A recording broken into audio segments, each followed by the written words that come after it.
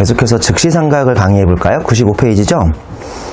95페이지 4점의 즉시삼각은 세법상 취득가액이 아닙니다. 이거 제가 여러분 겁주려고 하는 게 아니라 진짜 중요한 건데요. 앞 시간에 우리가 즉시삼각 의제를 공부했잖아요. 즉시삼각 의제는 1. 세법상은 취득가액에 올려야 하고요. 그 다음에 2. 이게 회사계산 감가상각비에도 업이 돼야 합니다. 이거 정말 중요합니다. 정말 중요해요. 이거 모르면 제가 문제 못 푼다고 그랬어요. 이거 아셔야 돼요. 여기에 비해서 지금 배우는 즉시삼각은 실무에서는 훨씬 중요하고 수업 목적으로는 얘보다 중요성이 조금 떨어지는데 얘는 세법상 취득가액 아닙니다. 취득가액 아니에요. 아니라고요? 세법상 취득가액 아닙니다. 꼭 기억하세요. 그리고 감가상각비로 업을 하는 게 아니라 일반 비용, 일반 송금으로 보냅니다. 그러면 이왕이면 감가상각비로 보내는 게 낫게요? 일반 송금이 낫게요? 일반 송금이 낫죠? 감가상각비로 보내면 얘가 뭐를 맞을 수도 있으니까? 한두 초과를 맞을 수도 있으니까. 이해하셨어요? 얘가 한 100만 21배 정도 더 좋습니다. 100만 21배 더 좋아요? 왜 100만 21배 더 좋은지 아시죠?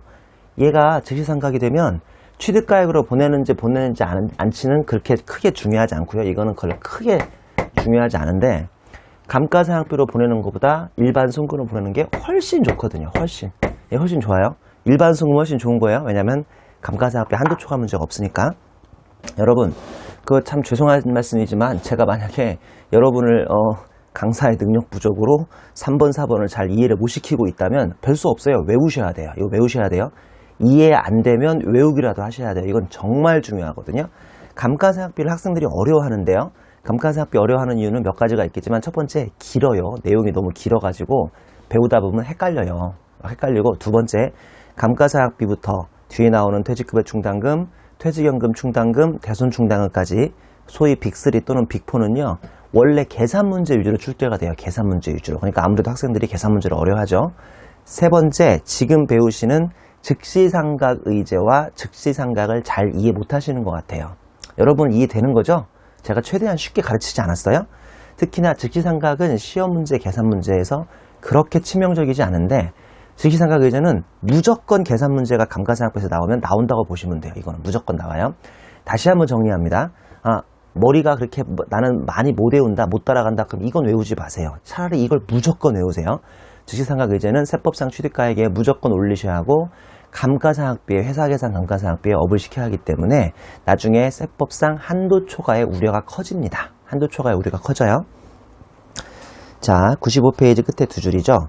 즉시삼각 의제와 달리 일정한 사유를 만족하면 성격은 자산 성격이라 할지라도 그냥 기업회계가 비용으로 처리하면 세법이 그대로 인정합니다. 자산으로 잡지 않는다니까요. 취득가액으로 잡지 않고 그냥 일반 비용으로 인정해 주니까 제가 그래서 굿이라고 붙여놓은 거예요. 아주 좋아요. 아주 좋은 겁니다. 넘겨보시면 크게 세 가지가 있습니다. 양가로 1번 취득 시 즉시삼각 의제예요? 즉시삼각이에요? 즉시삼각이라니까요. 의제가 붙느냐 안 붙느냐에 따라서 뜻이 완전 바뀝니다. 의제가 붙으면 취득가액에 넣고 감비에 올려야 하는데 의제가 안 붙으면 취득가액에 올리지도 않고 일반 비용으로 갑니다. 의제 두 글자를 기억하셔야 돼요. 반가로 1번 소액자산이라고 해서 취득가액이 거래 단위별로 채 100만원 이하인 자산은 이거 소액자산으로 바로 비용 떨어버리는 거죠. 이해되세요? 뭘로 할까? 이 강의실에 별로 소액자산이라고 말만 할 게 없는데 이거 한번 해볼까? 이거 키보드거든요. 키보드. 근데 무선이에요. 무선으로 움직이는 키보드예요. 여러분 생각에 이 무선 키보드가 자산이라고 생각하십니까? 비용이라고 생각하십니까? 이 무선 키보드 자산이에요? 비용이에요? 많은 사람들이 비용이라고 하는데 모르겠어요. 우리 이름경영은 안 그런데 이름경영은 이 키보드를 가지고 동영상 강의를 제작할 때 필요하고요. 그러다 보니까 돈벌이에 도움이 됩니다. 자산과 비용은 금액이 하찮으냐 금액이 크냐는 것보다는 본연의 성격이 이게 우리 회사의 돈벌이에 필요한가 일회성 소모성으로 비용으로 떨어버릴까의 차이이기 때문에 저 키보드는요 다른 업종에서는 비용이라고 할지 몰라도 우리 이름경영에서는 이거 자산이라고 우길 수 있는 거예요. 돈벌이에 중요하니까. 자, 근데 저 키보드가 얼마쯤 하겠어요? 무선 키보드. 몰라요, 얼마인지 내 실은. 근데 내가 알기로 일반 유선 키보드는 요새 15,000원이면 하나 살걸? 그럴걸요? 유선 키보드는? 저건 무선이라서 뭐 한 25,000원 되겠지. 그러겠죠? 그러면 자, 우리 이룬경 형이 저 무선 키보드를 25,000원을 자산 잡고 5년 동안 1년에 5,000원씩 상각하고 있을까요? 이게 뭔 엄한 소리예요. 혼자 말하고도 참 어이가 없다. 뭔 2만원짜리를 자산 잡습니까? 안 그래요? 자, 양가로 1번의 취득시 보세요. 반가로 1번의 소액자산입니다. 취득가액이 거래 단위별로 100만원 이하인 자산이에요, 비용이에요? 아니, 내가 몇 번 얘기하지만 취득할 때부터 비용 성격은 이런 거 고민하지 마시라니까요. 이거 분필. 이것도 자산이에요? 돈벌이에 쓰니까? 이건 근데 너무하다. 이렇게 톡 하면 끊어지는데 이건 비용이거든요, 비용. 이건 누가 봐도 비용이니까 즉시상각 의제도 아니고 즉시상각도 아닌 거예요.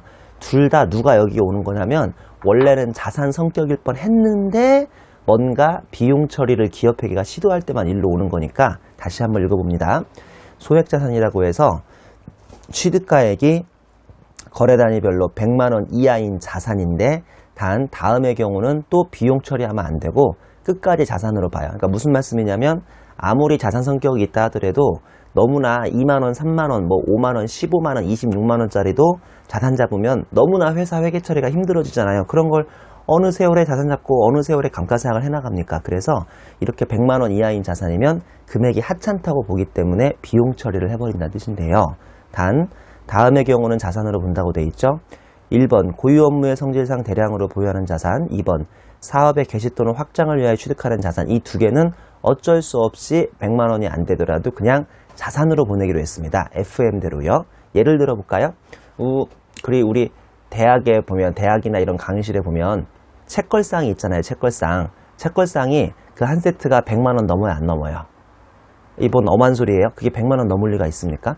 아니면 지금 여러분이 어디서 이 강의를 보는지 모르겠지만 혹시 독서실에서 봅니까? 독서실에 한 달에 12만원, 10몇만원 내고 그 끊는 독서실 있잖아요. 도서관 말고요. 독서실에 왜 큰 그 위에 책장까지 있는 왜 그 막혀있는, 삼방이 막혀있는, 오직 그 경주마처럼 앞만 보라는 그 삼면이 막혀있는 그 독서실 책걸상 세트 있잖아요. 100만원 넘어요, 안 넘어요? 안 넘을 거요? 자, 이거 한 세트 사면 성격은 자산이에요, 비용이에요? 그거 직계비품으로 자산 성격이 있는 건데 비용 떨 수 있다, 없다? 이때니까요. 100만원이 채 안 되니까. 자, 그런데 한번 생각해 보세요. 이번에 학교가 강의실 하나를 증축하거나 아니면 그 독서실 주인이 옆에다가 2호점을 내기로 했어요. 그래서 책걸상 세트 하나가 30만 원인데 이거를 100세트를 사게 됐어요. 학교에서 갑자기 강의실 넓히느라고 100세트를 사거나 독서실 주인이 2호점을 내느라고 100세트를 사기로 했습니다. 자, 그러면 한 세트는 30만 원입니다. 일단은 성격은 자산성이에요, 비용입니까? 직기비품이니까 자산성인데 한 세트 사면 30만 원이니까 100만 원 안 되니까 비용 뜰 수 있어요. 근데 이거를 내가 100세트를 삽니다. 100세트. 그럼 한 세트는 30만 원이지만 100세트 사면 무려 3천만 원이거든요. 그래.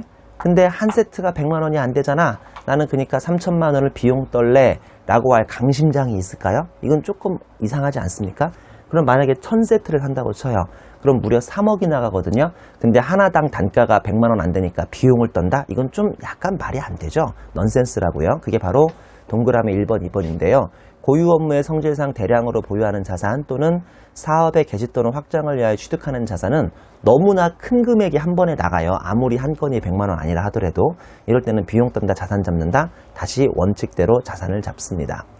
저는 지금 충분히 쉽게 설명한다고 믿고 있는데 혹시나 이게 이해가 안 되실까 봐 밑에 사례를 만들었으니까 좀 이따 사례 보셔도 무슨 말인지 쉽게 이해가 되실 거예요.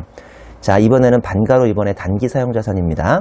동그라미 1번 전화기, 휴대전화 포함, 개인용 컴퓨터, 주변기기 포함입니다. 여러분 잘 들어보세요. 지금부터는 단기 사용자산이에요. 단기 사용자산은 100만 원 여부를 불문하고 단기에 쓰고 버린다는 성격으로 세법에서는 이걸 하찮게 보기 때문에 비용 떨 수가 있습니다. 예를 들어서 개인용 컴퓨터입니다. 개인용 컴퓨터. 회사에 이번에 김대리가 나가고 그 자리에 강대리라는 사람이 그 경력직으로 들어왔습니다. 강대리가 들어왔는데요. 김대리가 나가버리고 그 자리에 강대리 새로 열심히 다니라고 컴퓨터를 하나를 설치해줬어요. 그러니까 앞사원이 쓰던 컴퓨터를 물려받은 게 아니라 그 앞에 김대리가 썼던 컴퓨터가 구닥다리가 돼서 그 컴퓨터 치워버리고 새로운 강대리한테 오래 근무하라고 최신형 컴퓨터를 세팅을 해줍니다. 회사에서. 최신형 컴퓨터 사면 100만원 넘어요, 안 넘어요? 요새 안 넘던데? 근데 제가 일부러 100만원 넘었다고 칠게요. 이 컴퓨터가 한 120만원 됐다고 칩니다. 120만원. 자, 그러면 100만원 이하일 때만 비용 뜰 수 있는데 100만원 넘어갔으니까 비용 떱니까? FM대로 자산 잡습니까? 자산 잡죠? 가 아니라 우리나라에서 전화기와 개인용 컴퓨터는 그냥 하찮다고 봅니다. 10년, 20년을 쓸 수가 없기 때문에 얘네들은 단기 사용 자산이어서 뭘 떨 수가 있죠? 비용 떨 수가 있는 겁니다. 바로 전화기와 개인용 컴퓨터는 단기 사용 자산이니까 10만원 여부를 따집니까? 100만원 여부를 따집니까? 안 따집니까? 안 따진다는 거예요. 안 따져요. 그냥 120만원이든 300만원이든 이런 성격은 하찮다고 보고 비용 떨 수가 있다는 거죠. 동그라미 2번 어업에 사용하는 어구, 어선용구 포함 참고만 하시고요. 동그라미 3번 영화필름, 공구, 가구, 전기기구, 가스기구, 가정용 기구. 자, 이걸 기억하시는 게 나을 것 같아요. 비품, 시계, 시험기기, 측정기기 및 간판 같은 겁니다. 이런 것들은 비용 떨 수 있습니다. 여러분 학교 강의실이나 이런 데서 공부하다 보면 제일 뒤에 강의실마다 시계가 하나씩 달려 있습니다. 이게 자산입니까? 비용입니까? 제 생각에는 비용 같은데 100번 양보해서 이게 직기부품이라고 해서 자산이라고 칩시다. 근데 채 얼마가 안 되니까요. 100만원 안 되니까 비용 떨 수도 있는데 만약에 그 시계가 상당히 고급 시계예요. 막 오리엔탈 아날로그인 거예요. 그래서 막 이게 200만원, 300만원이라고 칩시다. 그러면 그게 강의실에 남아있겠어요? 누가 집에 가져갔겠지? 아무튼 뭐 이게 상당히 200만원, 300만원 넘어가는 고가의 그 시계가 어디에 걸려 있어도 이런 거 자체가 하찮은 단기 사용 자산이라고 보기 때문에 비용 떨어버릴 수 있어요. 간판 마찬가지예요. 간판. 뭐 어디에 큰 회사 앞에 간판이 있어요. 간판. 이 간판이 밤에도 잘 보이라고 5색 네온 사인으로 반짝반짝 간판을 만들었더니만 300만원이 들어가더래요. 그럼 100만원 넘어가니까 비용 떨 수 없습니까? 소액자산에 유배되니까? 아니요, 아니라니까요. 얘는 단기 사용자산이어서 그냥 비용 떨 수가 있어요. 근데 이 회사가 설립한 지 20년 됐는데 그 간판이 무려 20년 동안 계속 그 자리를 지켜왔대요. 워낙 탄탄하게 만들어서. 그러면 장기 사용자산이니까 이 간판은 비용 떨 수가 없습니다. 제 말이 맞습니까? 아니라니까요. 실제로 30년을 쓰든 40년을 쓰든 100만원이든 200만원이든 300만원이든 얘를 단기 사용자산이라 하여 비용 떨 수 있다 이 소리입니다. 상당히 신기한 제도죠. 양가로 2번 보유시입니다. 반가로 3번의 소액수선비죠. 동그라미 1번 자산별로 수선비로 지출한 금액이 300만원 미만인 경우죠. 자, 헷갈리지 않습니까? 아까는 언제는 100만원이라며 왜 이번에는 300만원입니까? 도대체 100만원입니까? 300만원입니까? 그럴까봐 제가 왼쪽 세로를 만들어 왔어요. 처음 뭔가 자산을 취득할 때는 100만원 여부가 중요하고요. 이미 취득한 자산에 뭐 엘리베이터를 덧댄다거나 유리를 덧댄다거나 베란다를 확정한다거나 일반 형광등을 3파장 형광등으로 바꿔준다거나 이게 이제 보유할 때 수선비라고 하는 거잖아요. 이해하시죠? 이거 회계원리 아닌가요? 수선비요. 이 수선비는 자산별로 수선비로 지출한 금액. 근데 이 수선비는 자본적하고 수익적하고 합해한다는 거 잊지 마세요. 이거 가지고 과거에 장난을 친 문제들이 한두 개 있어요.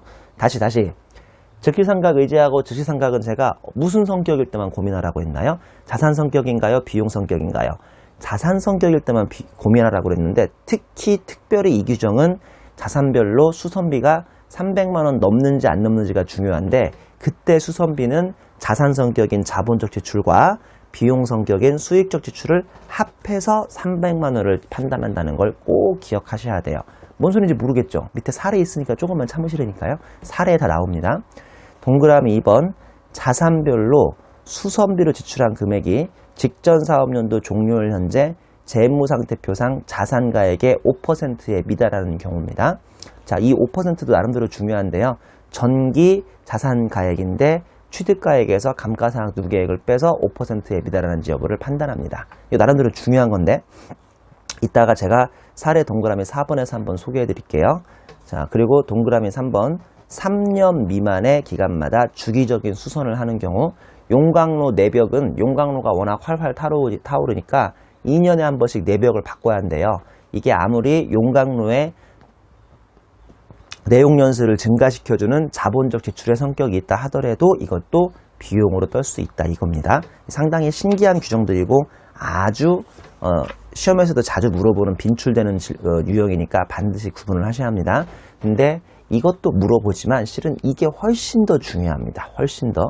좋기로는 이게 훨씬 더 좋고요. 중요하기로는 이게 훨씬 더 중요하니까 반드시 즉시삼각 의제와 즉시삼각을 잘 구분하도록 하세요. 마지막으로 양가로 3번에 처분시 생산설비 폐기손실이라고 하는데요. 아마 생산설비 폐기손실을 처음 들으시는 분도 있을 것이고요. 약간 생소하실 수도 있어요.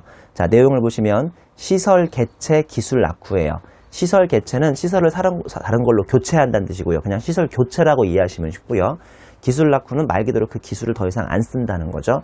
그걸로 인한 생산설비 폐기 손실은 1,000원, 소위 비만금액이라고 하는데 1,000원을 남긴 금액을 폐기일, 처분일이 아닙니다. 폐기일이 속하는 사업연도에 손금에 산입할 수 있음이라고 되어 있는데요. 이 두 줄밖에 안 되는 게 사람 참 많이 헷갈리게 하죠. 이 처음 보시면 많이 헷갈리니까 제가 일단 좀 천천히 설명을 드릴게요. 이 생산설비 폐기손실이 뭔지 잘 들어보세요. 생산설비 폐기손실이 뭐냐면요. 잘 됐네. 제가 오늘따라 또 마침 이 키보드를 가지고 지금 설명을 하고 있죠. 이 키보드로 제가 설명드릴게요. 이 키보드. 제가 지금 회계사인데요. 오늘 키보드 만드는 회사를 감사 나갔습니다. 이거 어디서 만들었어? 로지텍에서 만들었네. 좋은 키보드네. 자, 키보드 만드는 L사를 제가 오늘 감사를 나갔어요. L사, 로지텍, L사 키보드 회사입니다. 키보드 회사. 키보드 회사. 자, 근데 이 L사가요, 키보드 회사인데 오늘 12월 31일자로 재고실사를 나가요. 여러분 나중에 회계사 되면 재고실사 하러 갑니다. 재고실사. 보통 지방으로 가요. 저기 뭐 울산, 창원, 부산, 여수, 뭐 그다음에 광양 뭐 이런 데로 가요. 주로 공장이 거기 많으니까 재밌어요. 한 번씩 가면. 물론 신입 때는 짜증나요. 신입 때는 12월 29, 30, 30일, 1월 1일 날 심지어 하는 데도 있다. 1월 1일 날 빨간 날. 1월 한 2일까지 전국을 재고실사 투어를 다녀요. 신입 때는. 진짜 힘들어요. 이런 말 한 적 없나? 제가 너무 강의를 빡세게 하느라고 이런 말 한 적 없나요? 아니면 한 적 있는데 제가 까먹을 수도 있어요. 왜냐면 제가 강의를 워낙 여기저기서 많이 하니까 우리 여기 이름경영에서 했나 아니면 실무 강의에서 했나 아니면 학교 강의에서 했나 제가 헷갈리니까 뭐 한 번 더 얘기해도 좀 이해해 주세요. 제가 신입 때 PK 3일 재고실사 투어를 다닌 적이 있어요. 웃겨 죽겠네. 지금 생각해도. PK가 어딘지는 알죠? 부산 경남이잖아요. PK. 신입사원 때는요. 그러니까 무슨 말이냐면 우리 팀이 그때 3일에 있던 우리 팀이 한 50명쯤 되는데요. 한 팀이 한 50명 돼요. 물론 팀마다 크기가 많이 달라요. 3일은. 50명쯤 됐는데 우리가 한 그때 80개 클라이언트인가를 감사했어요. 근데 80개 클라이언트 중에서 재고자산이 없는 데도 있다? 왜 그런지 아세요? 재고자산 없는 데도 있죠. 금융업 같은 거요. 아니, 그러니까 서비스업을 하는 곳은요, 재고자산이 없어요. 그러니까 80개 중에서 예를 들어서 한 50개라고 하자. 그래, 50개. 50개가 재고실사를 한다고 칩시다. 그러면 한 사람당 하나씩 재고실사를 나가주면 되잖아요. 근데 생각해보세요. 왜 말이 된다고 생각하세요? 이 50명 중에는요, 파트너도 있어요. 파트너. 40대 후반에 그 우리 파트너 할아버지가 아니지. 40대 후반은. 그분이 설마 이 겨울에, 한겨울에 이게 추운데 정장 입고 양복 입고 재고실사 나가겠습니까? 먼지 구덩이 나가겠습니까? 안 나가지. 그러니까 실제로 10명 중에 재고실사 나가는 사람은 한 10에서 한 15명밖에 안 돼요. 그러니까 신입사원, 우리 같은 신입사원, 여러분 같은 신입회계사 아니면 2년차, 아니 3년차도 막 잘 안 나가려고 해요. 그러니까 거의 한 10명이나 15명이 50개를 나가야 하니까 한 사람당 약 4개에서 5개까지도 배정이 됩니다. 그리고 불행인지 다행인지 모르겠는데 재고실사를 무조건 12월 31일 밤 12시에 하거나, 그러니까 딱 그 결산이 그 해가 딱 끝나는 날 하는 게 아니라 28일부터 하는 회사도 있고 28일은 별로 없겠다. 좀 희박한데요. 29일, 뭐 30일, 31일, 1월 1일은 잘 안 하는데 하는 놈도 있어요. 진짜 이 짜증납니다. 1월 1일 날 하면 1월 2일 뭐 심지어 한 3일까지도 하기 때문에 이론상 한 사람이 연속으로 몇 개를 나갈 수도 있는 거예요. 이 12월 말에는 내가 가끔씩 회계사가 됐어, 아니면 공장 인부가 됐어, 그런 생각이 들 정도로 공장을 투어해요. 전국에 있는 공장을. 왜냐하면 우리 회사, 우리 팀 클라이언트가 서울에만 몰려있는 것도 아니고 서울에 몰려있다 하더라도 저기 뭐 강남이나 종로 그 회사 많은 곳들, 을지로, 빌딩숲 거기에 몰려있다 하더라도 재고 실사를 하는 공장은 지방에 있으니까요. 울산 화학단지, 뭐 어디 여천, 뭐 그런 데에 많이 있기 때문에 여수, 뭐 광양 이런 데 있기 때문에 전국 투어합니다. 특히 남해안 투어를 많이 해요. 남해안 투어. 먹방 투어도 아니지. 근데 나름대로 재밌어요. 돌이켜보면. 그때는 짜증났지만, 왜냐면 그때는 오늘도 어디 가래, 내일도, 심지어 어떤 애는요, 오늘은 전라도 갔다가, 내일은 경상도 갔다가, 다음 날은 충청도 갔다가 막 이러니까, 그때는 몸이 힘들어요. 막 짜증나요. 그리고 재고일사는 날씨가 춥다? 날씨가 추워요. 막 추워가지고, 팬이 안 나온다니까 막 팬을 불어가지고 막 이렇게 해서 막 팬을 써야 돼요. 그래서 날씨가 추워요.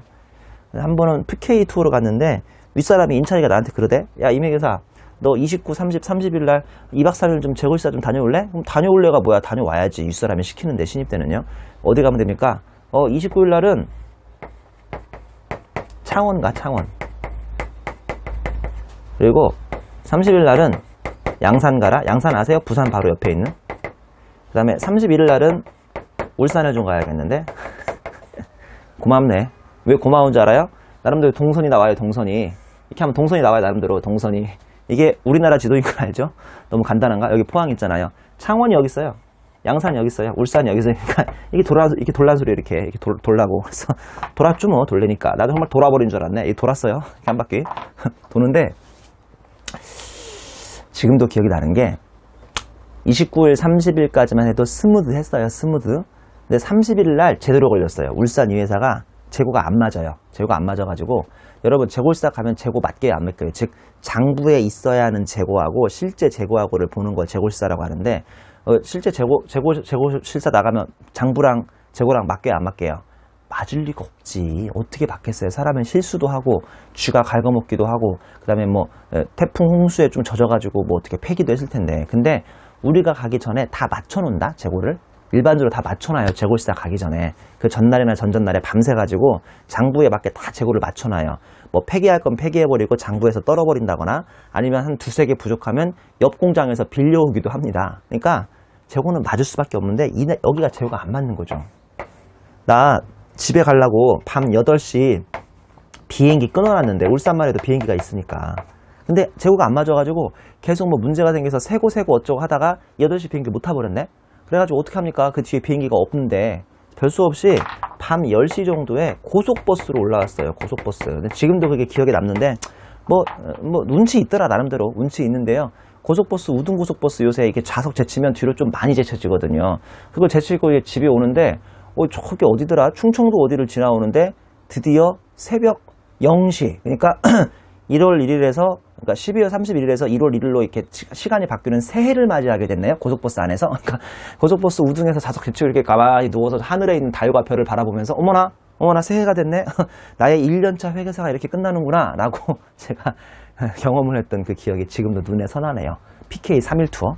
근데 여러분 그때 힘들었어요. 그때 힘들었는데 지금 생각하면 재밌었던 것 같아요. 이제 11년차가 됐으니까. 지금은 그렇게 갈 일도 없고요. 그 참 인생에서 소중한 경험이라고 생각해요. 왜 내가 이렇게 이를 악물고 얘기하고 있지? 그때 진짜예요, 진짜. 그때 해야지 언제 합니까? 여러분 지금 어디선가 공부하고 있죠? 어디 골방에서 하고 있어요? 독서실, 아까 말했던 3면이 박힌 독서실에서 하고 있어요? 어디서 하고 있어요? 아니면 학교 PC실에서 하고 있어요? 아니면 그 자기 자리, 도서관 자기 자리에서 노트북으로 보고 있습니까? 3면이 막혀 있죠. 답답하지 않아요? 내 인생이 왜 그런가 싶지 않아요? 내가 왜 여기 앉아가지고 하루 종일 똑같은 밥에 똑같은 책에 똑같은 놈들하고 같이 공부하고 밥 먹고 있나 생각되지 않아요? 근데 그런 때는 한때입니다. 진짜 한때예요. 제발 힘을 내고 용기를 가지세요.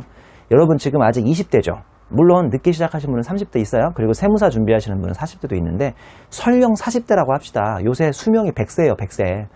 여러분 지금 살아온 인생보다 살아갈 날이 훨씬 많습니다.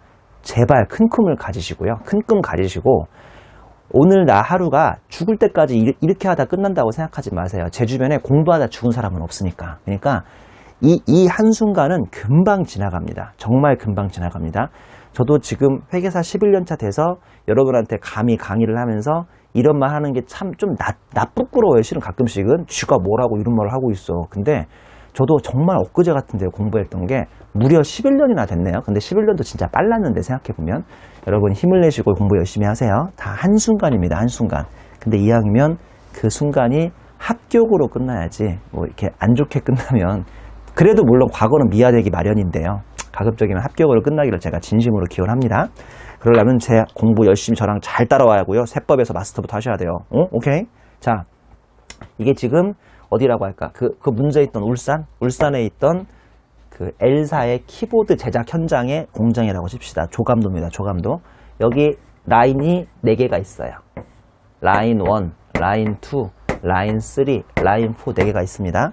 자, 근데 막 라인 여기저기에 막 그 재고가 끼어 있고 원재료가 끼어 있고 막 그럴 거 아닙니까? 자,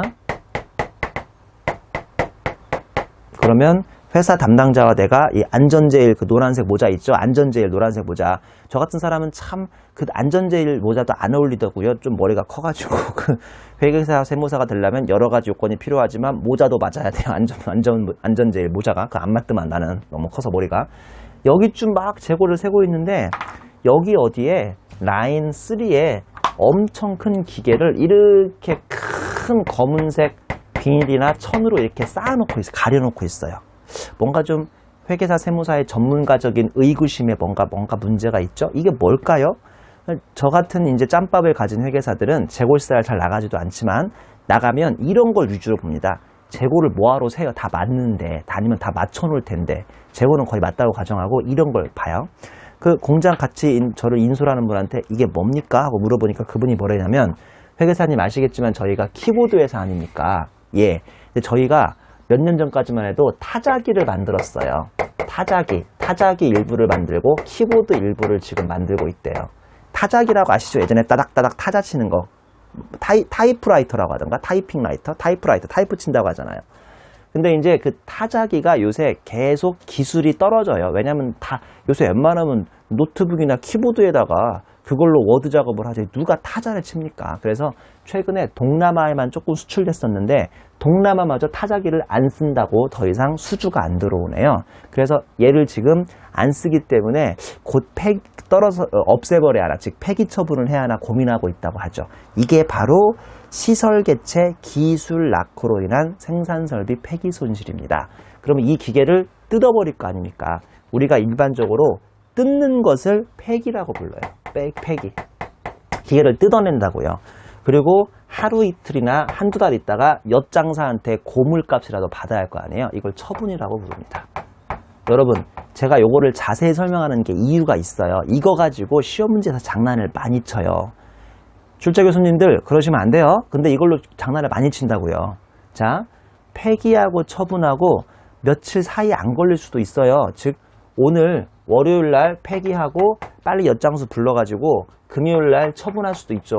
고물값이라도 받아야 하니까. 어려우세요? 어려운 말 아니죠? 그러니까 폐기는 여기서 기계를 뜯어낸다는 소리예요. 뜯어내가지고 저기 어디 창고에다 쌓아놓는다는 소리예요. 안 쓰니까.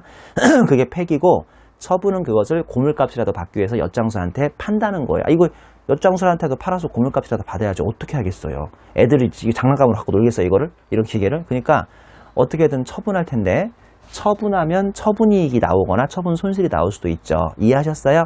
근데 꼭 시험 문제에서 우리 틀리라고 폐기하고 처분 사이를 연도를 나눠버립니다. 뭔 소리냐? 폐기는 15년 말에 했대요. 즉 기계를 뜯는 건 15년 말에 했고요. 처분, 엿장사한테 팔아먹은 것은 16년 초에 했다고 꼭 폐기와 처분 사이를 2년으로 나눠버립니다. 우리 틀리라고. 자, 생산설비 폐기 손실은 폐기일이 속하는 사업연도에 송금으로 산입합니까? 처분일이 속하는 사업연도에 송금으로 산입합니까? 폐기일이죠? 우리 다음 달에 소득세 배울 거잖아요.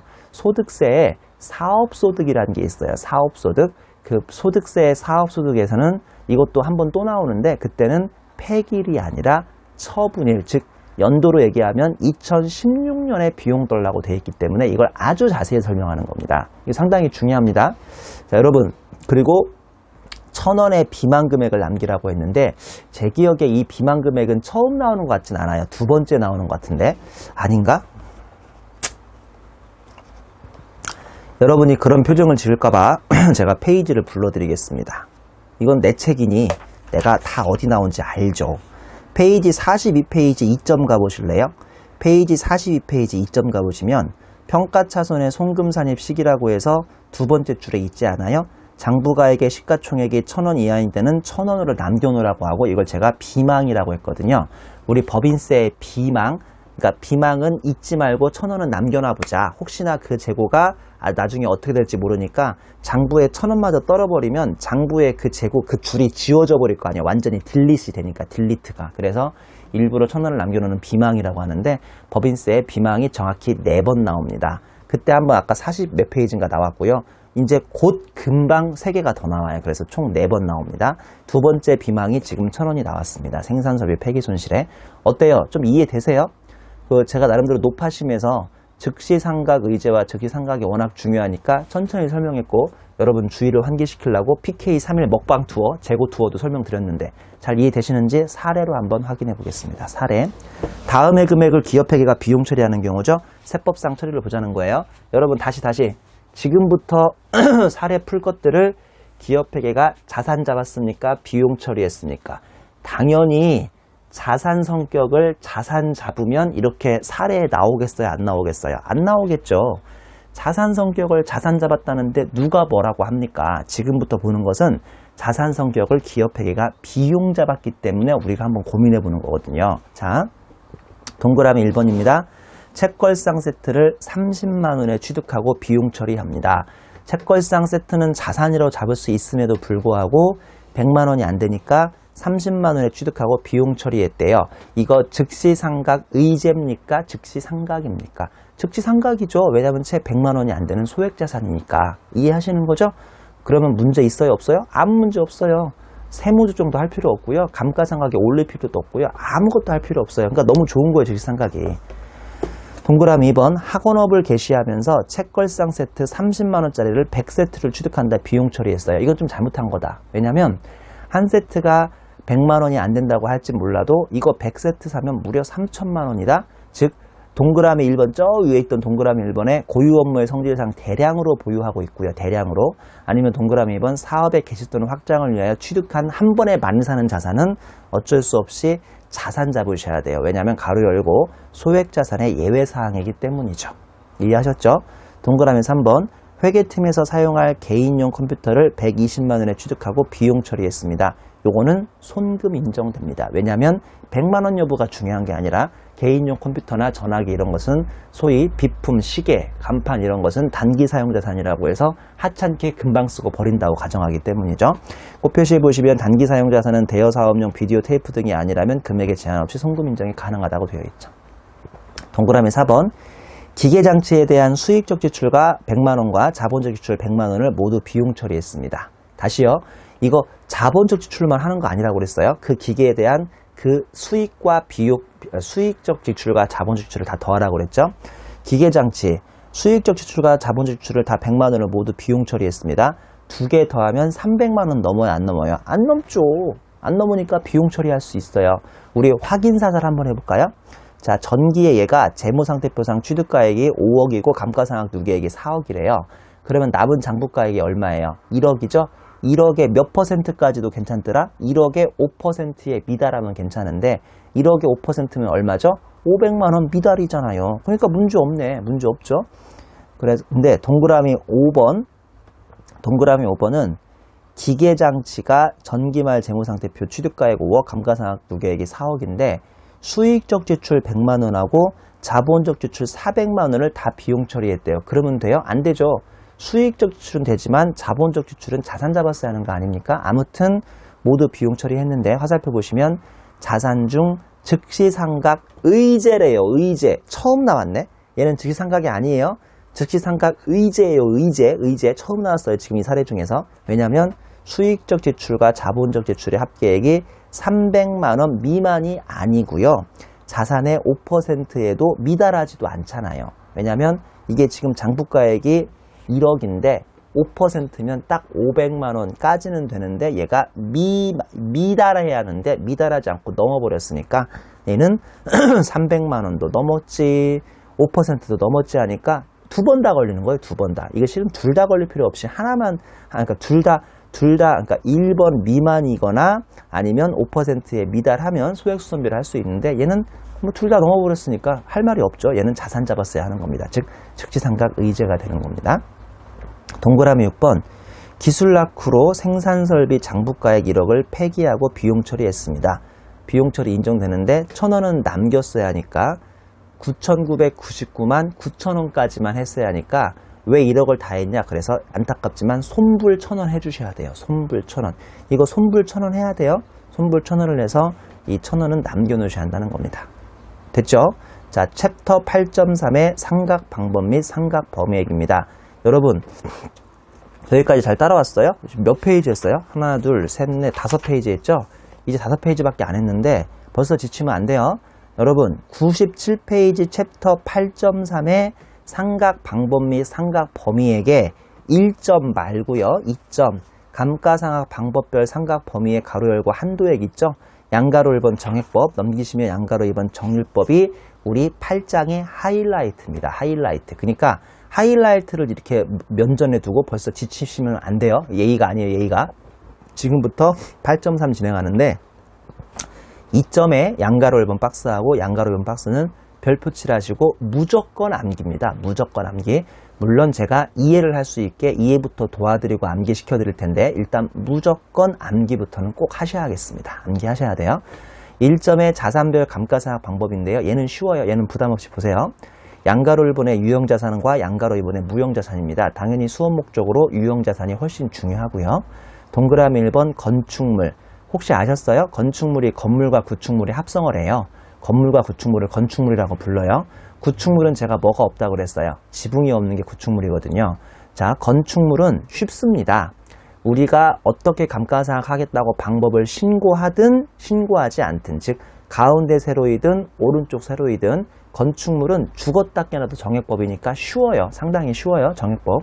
근데 동그라미 1번 그 외에 기계, 차량, 직기비품 등 그 외의 자산들은 신고하면 정액법을 선택할 수도 있고 정률법을 선택할 수도 있어요. 국세청에 신고만 그렇게 하면 되니까. 근데 시험 문제에서는 기계장치를 보유하고 있는 삼성전자가 감가상각 방법을 무신고하였다. 이런 문제가 은근 쏠쏠하게 많이 나옵니다. 그래서 별 수 없이 오른쪽 세로는 좀 외워주셔야 돼요. 정률법이 됩니다. 자, 빨리 이 자리에서 외워버리세요. 별거 아니니까. 만약에 신고를 하든 신고를 하지 않든 건축물은 무조건 정액법이고요. 그 다음에 나머지 기계장치의 집계비품, 차량 운반구는 신고했으면 정액법도 정률법도 선택 가능한데 무신고했으면 정률법이 될 수밖에 없습니다. 그러니까 시험 문제에서 무신고라고 하면 내가 스스로 판단이 하니까 결론적으로 무신고만 외우셔도 문제 없어요. 신고를 뭘로 했다라고 문제에서 주면 그대로 푸시면 되니까 신고라는 걸 외울 필요 없잖아요. 근데 무신고는 정액법, 정률법이라는 걸 외워주셔야 무신고를 가정한 문제에서 내가 스스로 판단해서 문제를 풀 수 있습니다. 무조건 정액법, 정률법은 외워주셔야 합니다. 동그라미 3번 광업용 유형자산 폐기물 매립시설. 여기서부터는 중요하지 않은데 정액법, 정률법 특이한 게 생산량 비례법이 가능하다는 거, 그리고 무신고하면 생산량 비례법을 한다는 거. 양가로 1번의 무형자산도 말 문제 정도만 대비하시면 되는데요. 일반적인 경우는 정액법, 정액법, 개발비는 정액법이고 신고한다면 무려 20년 이내에서 천천히 상각할 수 있는데 신고하지 않는다면 정액법이고 5년 동안 월화상각한다는 거. 동그라미 3번 사용수의 기부자산가액은 정액법이고 사용수의 기간에 따라 결정하고 무신고시는 자동이 된다는 거. 그 다음에 주파수 이용권, 공안시설 관리권은 신고시 정액법, 그 다음에 무신고시 좌동이라는 거. 광어권 같은 경우도 정액법 생산량 비례법, 그 다음에 무신고시 생산량 비례법이라는 거. 이렇게 해서 크게 한 8가지로 구분되는데요. 그 동그라미 1번, 2번 위에만 정확히 외워주시면 되겠습니다. 줄 1번 보시면 상각기간은 개발비의 경우는 제품별로 선택 가능하고 해당 사업일 중에 개발된 제품이 판매 또는 사용이 시작된 경우는 그날부터 바로 월화 계산하고 1월 미만은 1월로 보고요. 이때 그러니까 줄 1번만 실은 그런 건 아니고요. 내가 12월 31일 날 참 짓궂게도 12월 31일 날 올해 끝나가는 마지막 날 하루 남겨놓고 기계를 샀다고 해요. 그러면 그거 하루치 삼각하게요? 한 달치 삼각하게요? 1년치 삼각하게요? 얼마치 삼각하게요? 실무에서 일할 계산이에요? 월할 계산이에요? 연간 계산이에요? 감가상각비. 월할 계산하는 거 알죠? 12분의 6개월, 12분의 1개월. 그래서 이때는 무조건 하루만, 즉 1월 미만도 무조건 하루만 끼었어도 그 한 달을 다 해주는 겁니다. 그래서 이때는 1개월 미만도 무조건 1개월로 봐줍니다. 주 2번 사용수익 가로 열고 사용수익 기간에 대한 특약이 없으면 신고내용 연수 어쩔 수 없이 신고내용 연수가 무슨 말인지는 뒤에서 배우고요. 에 따라 균등하게 안분한 금액, 즉 월할 상각을 하고요. 가로 열고 상각 중에 그 자산이 멸실되거나 계약이 해지된 경우에는 미상각 자산을 상각 범위액으로 한다라고 되어 있습니다. 자, 여기까지 해서 자산별 감가상각 방법을 배웠고요. 이점에 감가상각 방법별 상각 범위액 한도액이죠. 이거 중요합니다. 다시 강조하지만 중요해요. 자, 특히나 이점에 양가로 1번 정액법 넘기시면 양가로 1번 정률법인데 제가 일단 맛만 보여드리고 끝낼게요. 여러분 잘 생각해보세요.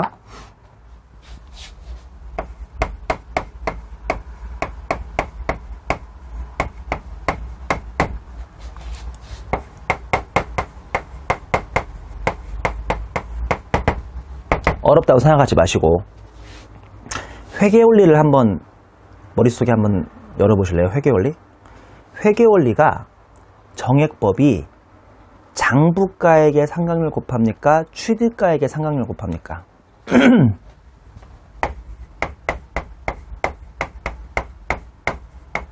취득가액이 곱하지 않던가요? 맞죠? 그렇잖아요. 정률법. 우리 항상 5년 정률법 0.451 어디서 많이 들어봤죠? 정률법은 취득가액이 곱합니까? 장부가액이 곱합니까? 장부가액이 곱해요. 정말 죄송한데요. 이거는 제가 설명 못하겠다. 왜 그런지는. 이건 너무나 간단하고 너무나 상식이니까. 근데 다만 세법에서는 장부가액을 뭐라고 부르냐면 장부가액이라고 부르지 않고 미상각잔액이라고 불러요. 같은 뜻인 건 대충 아시겠죠? 예?